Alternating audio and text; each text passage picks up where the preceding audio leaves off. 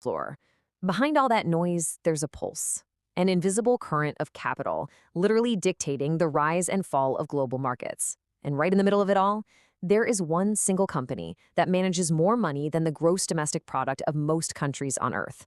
A company so astronomically large that its footprint touches thousands of businesses around the world. That company is BlackRock.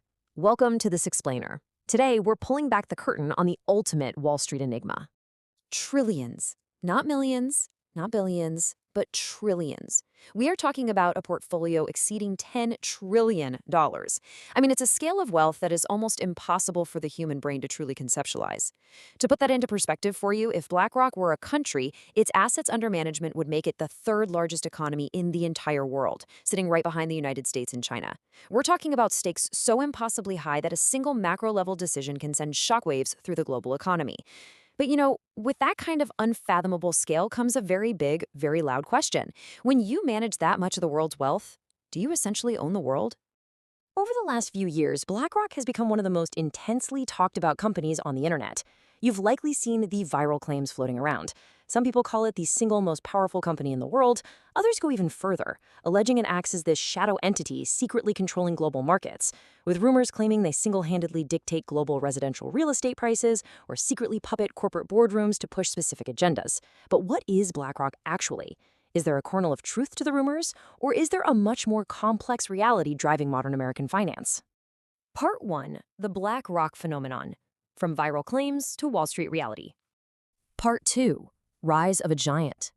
Building an empire. Okay, let's dive into this. Back in 1988, BlackRock was founded. And surprisingly, it didn't start as a behemoth.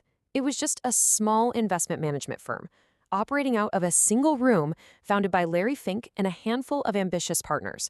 Their core vision was focused intensely on risk management. Over the ensuing decades, navigating through dot-com bubbles and massive global market shifts, the firm just relentlessly grew. A major catalyst actually occurred during the 2008 financial crisis. When the markets were collapsing, the U.S. government actually turned to BlackRock to help manage and analyze the toxic assets of failing banks. This pivotal moment cemented their reputation as Wall Street's premier risk managers. From there, they aggressively absorbed competitors, pioneered hyper-efficient financial products like exchange-traded funds, and ultimately became the absolute largest asset manager on the planet. Part 3. The Ownership Myth. Decoding the Internet's favorite conspiracy. And this brilliantly illustrates a massive disconnect in public understanding between outright ownership and asset management. BlackRock doesn't operate like a traditional monopoly. They aren't buying up tech giants and energy firms to absorb them into some single mega corporation, and they aren't dictating exactly what products they make. Instead, the reality is asset management. BlackRock manages money. They are essentially a massive financial conduit.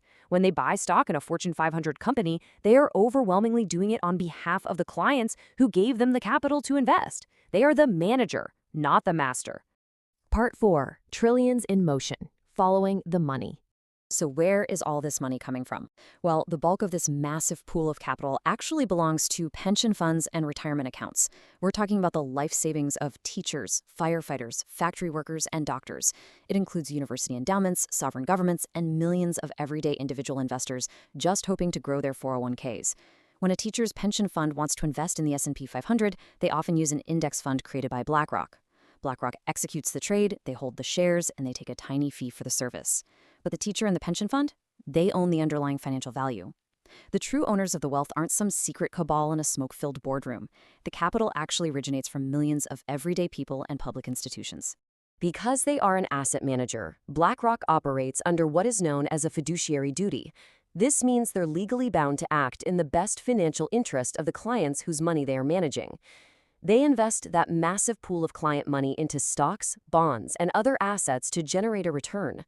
So while they may hold shares in thousands of major companies, they don't legally own those companies in the way the internet imagines. Holding shares in trust for a client to track a stock market index is a fundamentally different function than having total outright corporate control over the global supply chain.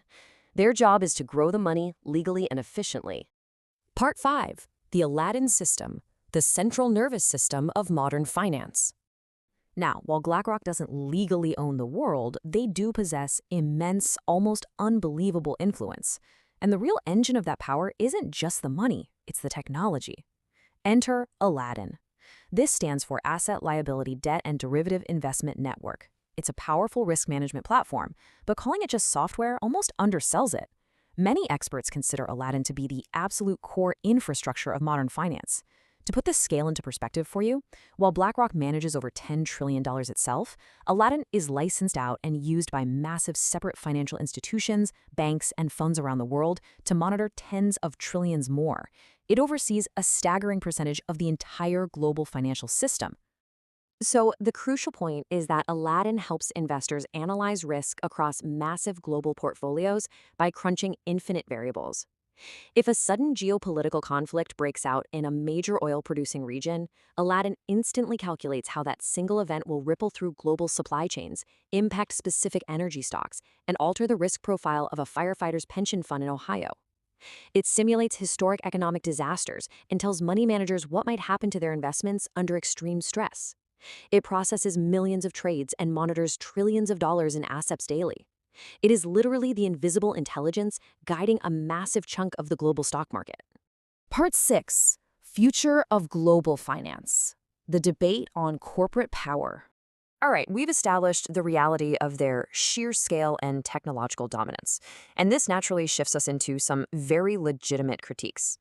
Critics argue, quite fairly I'd say, that a company managing over $10 trillion inherently has massive unavoidable influence. A key mechanism for this is proxy voting. Even though BlackRock manages money for everyday people, they are the ones who actually cast the shareholder votes on behalf of those clients.